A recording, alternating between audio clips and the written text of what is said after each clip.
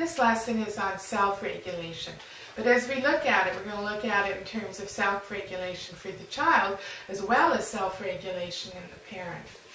So I guess we could consider it as being kind of shared feelings in that I want you to be thinking about it, all the information here in terms of how you can use it in your parenting, but it's really important to also be thinking about it in terms of how you use it within yourself and what the meaning has for you. And when you adopt a child with behavior issues, or you bring into your life a child with whose early life had some trauma, there's going to be an impact on you as the parent or the caregiver.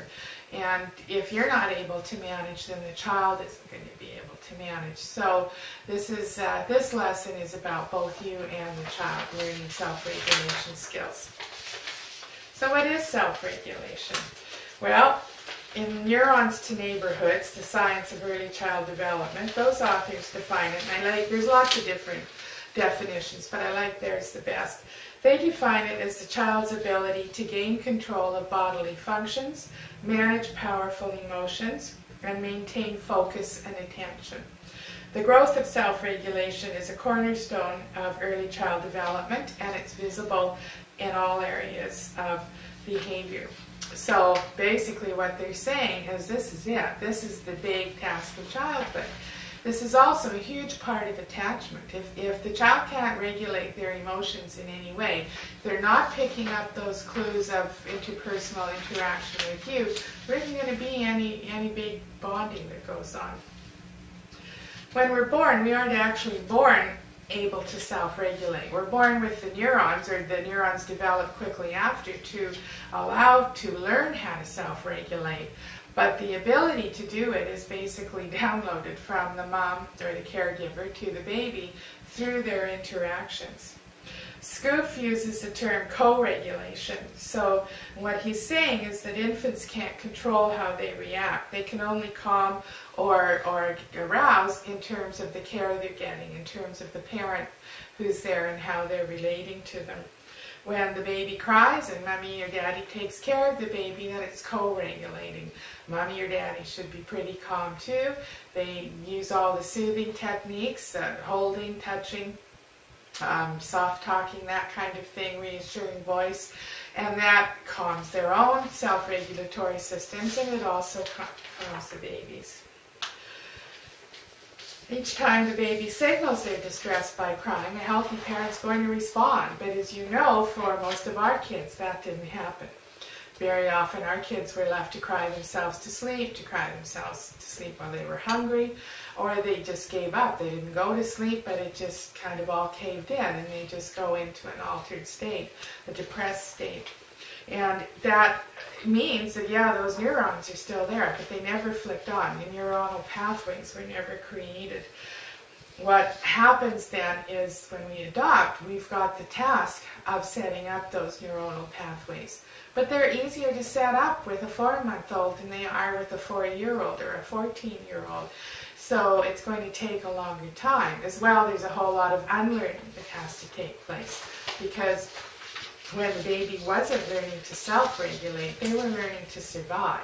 And those survival instincts, or those survival behaviors, are now the dominant neural pathways. So it's a daunting task. It isn't easy. And it's a large part, I think, of what creates so much frustration and unhappiness in the early days of an adoption, when people are saying, oh, there's no attachment, there's no feelings really between the parent and the child. And the reason for that is because it's really difficult to develop feelings for an angry, screaming, acting out child, whatever their age. And for the child, they don't know how to, they don't have the neural pathways, they don't have the neural circuitry to be able to respond the way we want them to. It's just all confusing for them. And of course that's going to turn to anger and acting out.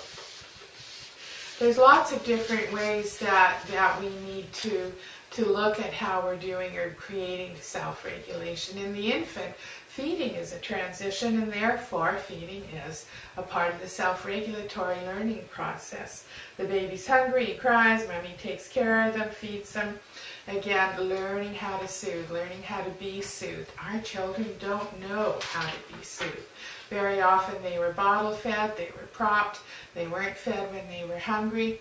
And so now, the kind of things that people nurture with, cooking a healthy meal for your child, enjoying a mealtime, they don't have that capacity to receive that as nurturing. They don't have the capacity to see that as an interpersonal interaction sitting there at the table with you. Again, it's just survival.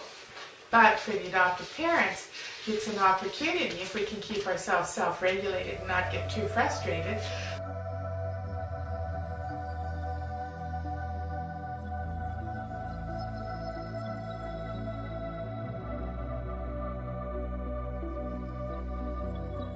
things I just went through with you are going to work for you if you do them, and they're also going to work for the child. You can get some help in teaching your child how to let stress go through their body, and try to do it with them. If you're going to exercise, maybe you and the child could go for a walk together every evening, walking the dog every evening. Could you go swimming together 2 or 3 times a week? Just different things to get that cortisol moving through the body and out of the brain and out of you. It'll come out through your sweat system, your urine, and it'll just kind of dissolve. You've got to take action on this. You've got to remember that your major task as the new adoptive parent or the ongoing adoptive parent is to teach the child to manage their feelings. It's the hardest thing they have to do, and it's the hardest thing you'll have to do with them. But it is possible.